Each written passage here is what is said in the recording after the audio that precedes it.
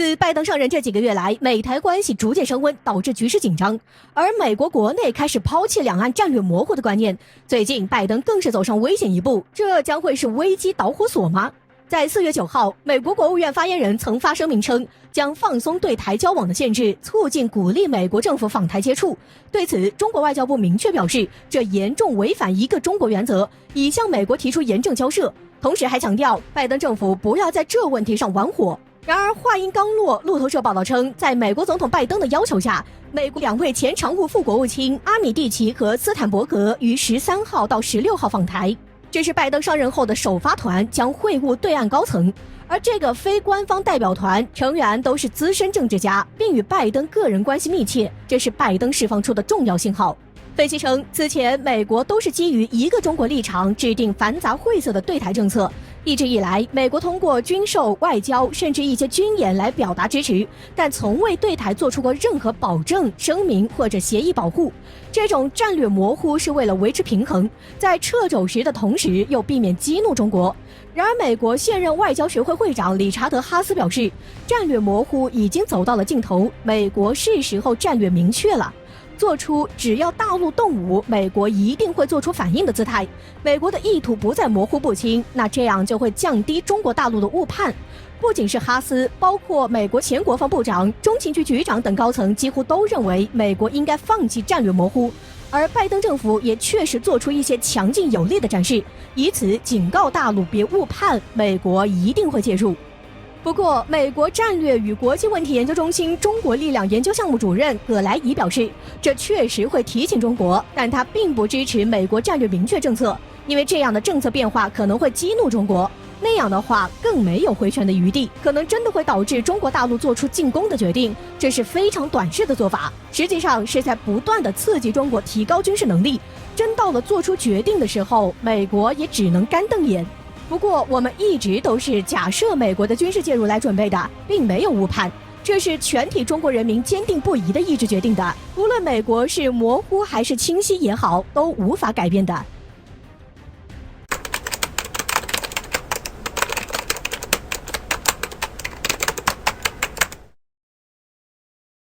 根据美国媒体4月11日发表的文章，美国专家们讨论了关于一项美国最近的制造发展计划，并得出了结论：如果要发展这项美国制造，就必须依靠中国，因为美国是没有拥有相关技术的，需要进口中国的资源和技术。文章中提到的美国制造发展计划，也就是美国近期为建设基础设施而制定的计划中，需要至少投资1740亿美元的美国制造电动汽车计划。在这1740亿美元中，有至少400亿美元需要用在美国各地安装电动汽车充电桩。美国开展这项计划的目的是为了加强美国的安全和利益。据开展者所说，这样做能够使美国在未来几年中获得与中国全球竞争的胜利。然而，美国专家却认为，这项计划的开展实际上是让中国受益，因为当下中国在生产电动汽车电池这一方面要领先其他国家的。而美国既然想要用电动车来取代燃油发动机，美国就需要大量进口中国拥有的资源和技术。据数据统计，中国在2030年将至少建成107座锂电池工厂，目前已经投产的就已经有53个了。而相对于中国而言，美国在这段时间只能说有望建成9个锂电池工厂，投产3个。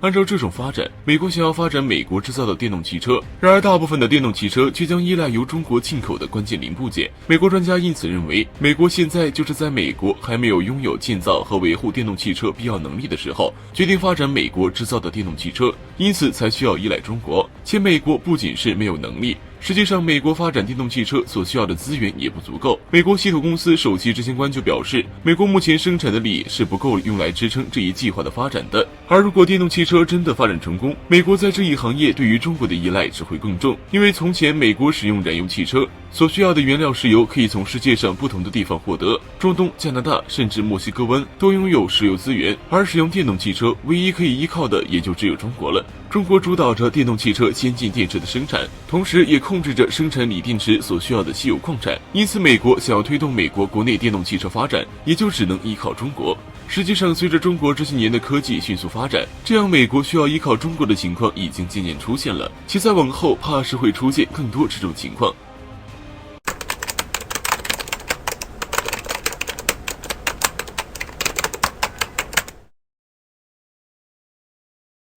近日，日本方面计划向太平洋排放福岛核电站有害的核废水。针对日本方面的这一决定，在外界引起了广泛的质疑。其中，韩国国务调整司市长表示，日本此举是非常不合理的，这会给周边国家民众带来极大的安全隐患。海洋排放并不符合国际标准，这不仅会威胁国民的安全以及海洋的环境，同时也未经过周边国家的同意，韩国坚决反对。与韩国的态度相反的是，日本反而觉得向太平洋排放核废水符合国际标准。日本的目的其实很简单，自2011年的日本大地震以来，福岛核电站就陷入了危机。日本本想使用冷却水为核反应堆降温，指望核物质自然衰变，却没料到冷却水不断在堆积。面对这种情况，日本想出直接向太平洋排放的决定。一方面，该计划不需要投入太多的资金；另一方面，也可以直接解决福岛核电站废水没有地方存放的难题。如此自私自利，完全不顾及核废水对海洋环境的影响，